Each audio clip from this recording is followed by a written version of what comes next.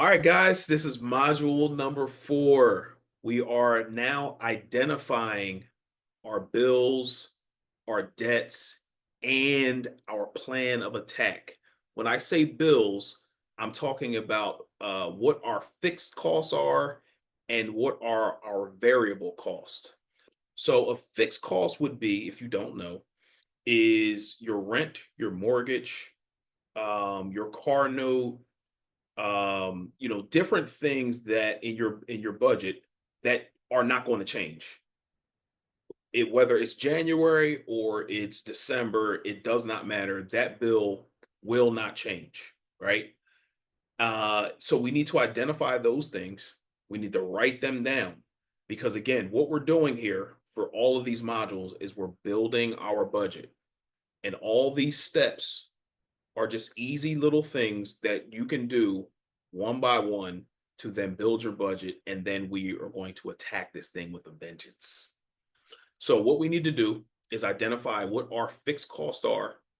And then we also need to identify what our variable costs are. So, the variable costs are different than the fixed costs. Those are the ones that go up and down, like your electric bill, right? So like your electric bill is going to be different. Your groceries, what you pay for groceries may be different. Dining out, that may be different as well. So what we need to do is we need to go back maybe the month before or 2 months before, and then get an average cost of what those variable costs may be. Because normally for me in my house, our electric bill is a lot higher in the summertime because we have a lot of things running. We have equipment running, we have heating in, I mean, sorry, the air conditioner running, things of that nature. So our bill is going to be a lot higher. So what we do is we go back when we're building our budget. So let's just say for July or August, because those are the hottest months. What we'll do is we'll go back the month prior, or we'll look back in our budget spreadsheets. We'll go back to what it was the year before, and then we'll do maybe a few dollars higher. So let's just say our electric bill in July last year was 350 bucks. What we'll do is we will build it in our budget that maybe it'll go up to 425 because things go up, things of that nature. So what we want to do is we want to build enough money into those things. So if it comes in a little higher, we're still going to be under budget. And when we put the budget together, everything that I'm saying right now is going to make total sense if what I'm saying right now does not make sense to you. So what we want to do right now is we want to identify what our fixed costs are. So I want you to write that down. If you have not downloaded the free budget spreadsheet, which is either a PDF form on my website or the Excel version, everything is already spelled out for you. For the majority of households, it's all spelled out. So the only thing you need to do is identify what those costs are and just plug the numbers into your projected income. I'm sorry, your projected um, expenses. Excuse me. So once we identify those things, then we have a plan of attack of how we're going to do it. Now, what the plan of attack looks like is remember I talked about in a few modules ago, we have the debt snowball and we have the avalanche method. Now, the avalanche method is something that I don't necessarily use because I don't like to pay the high interest credit cards and things like that off first. I like to pay the smallest to largest off because once you pay the smallest off, then you can roll that payment into the next thing and then into the next thing.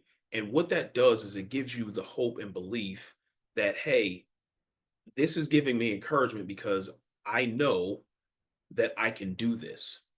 Now, if you're trying to pay off the high interest credit card, like the avalanche method that I just talked about, it may take a really, really long time to knock that bill off. And the longer it takes, the more your faith and your hope and your belief may wane. And we do not want that. We want quick wins. So if you have a credit card that has $100 balance on there, then what we're going to do is we're going to build that into your budget and hopefully knock that credit card off within a month, two max. And then we're going to roll that payment into the next thing, and then we're going to just build this snowball, and the snowball is just going to get bigger and bigger and bigger, and you're going to be knocking bills down. So again, you have more money to make that money make you more money after the debts are taken care of. But first things first, we have to identify the fixed cost.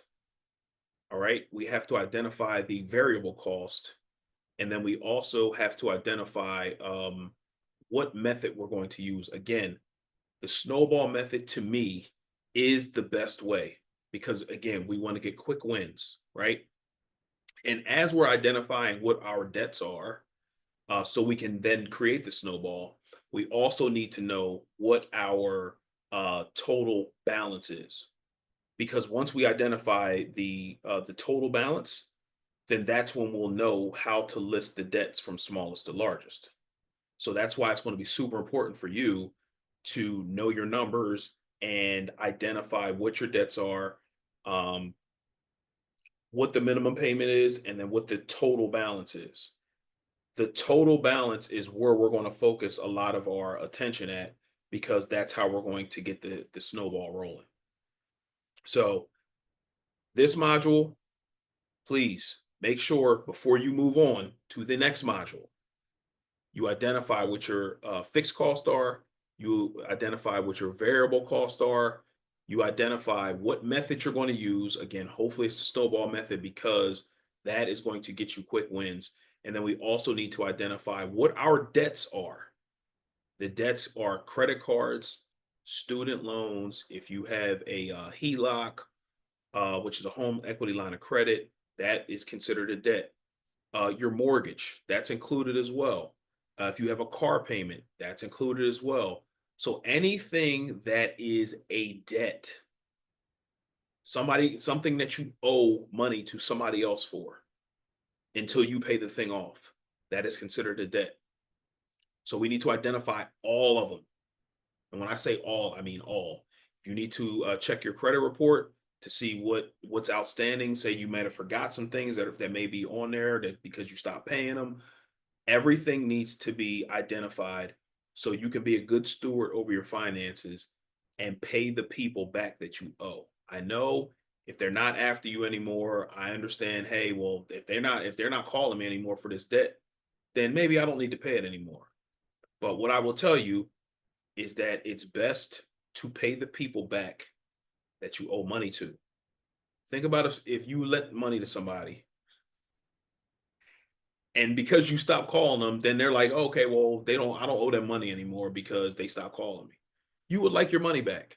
So pay the people that you owe money back to, and I believe you will be blessed as a result of your good stewardship.